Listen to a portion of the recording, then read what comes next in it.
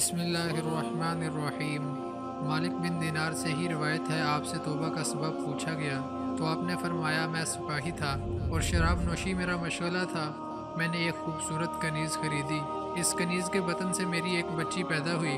مجھے اپنی بیٹی سے بڑی محبت تھی۔ جب وہ بڑی ہو کر زمین پر لڑکنے لگی تو اس کے لیے میری محبت اور بڑھ گئی۔ وہ مجھ سے پیار کرتی، میں بھی اس پر فدا تھا۔ پھر میں جب بھی شراب اپنے سامنے رکھتا وہ بھی آ جاتی اور جام شراب چھینتے ہوئے میرے کپڑوں پر گرا دیتی۔ جب وہ 2 سال کی ہو گئی تو مر گئی۔ اس کے غم نے مجھے درد مند بنا دیا۔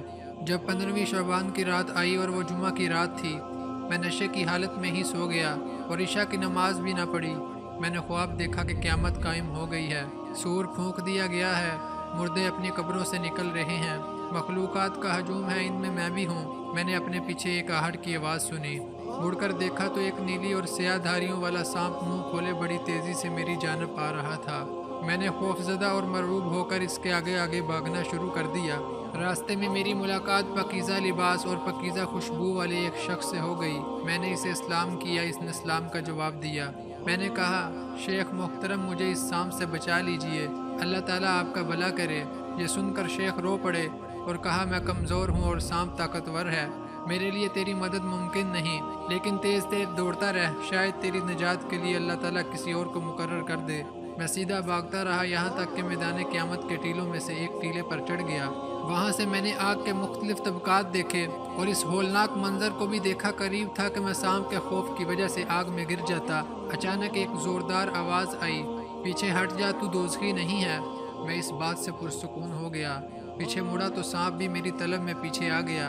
میں دوبارہ شیخ کی خدمت میں آ گیا اور کہا، جناب میں نے آپ سے عرض کیا تھا مجھے اس سانپ سے بچا لیں، لیکن آپ نے میری کوئی مدد نہ کی۔ شیخ یہ سن کر رو پڑے اور کہا، میں کمزور ہوں، لیکن تم اس پہاڑ کی طرف چلے جاؤ، کیونکہ اس میں مسلمانوں کی امانتیں ہیں، اگر تیری امانت بھی وہاں ہوئی تو وہ تیری مدد کرے گی۔ میں نے دیکھا کہ وہ چاندی کا ایک گول پہاڑ ہے جسے تراش کر اس کے اندر روشن دان بنائے گئے ہیں۔ ہر دروازے پر موتی اور یاقوت جڑے ہوئے ہیں اور ریشمی پردے آویزاں ہیں۔ جب میں نے پہاڑ دیکھا تو لگاتار بھاگنے لگا، سانپ بھی میرے پیچھے ہی تھا، یہاں تک کہ جب میں پہاڑ کے قریب پہنچا تو ایک فرشتے نے چلا کر کہا، پردے اٹھا دو اور دروازے کھول دو اور دیکھو شاید اس غمناک کی یہاں کوئی امانت ہو جو اسے اس دشمن سے نجات عطا کرے۔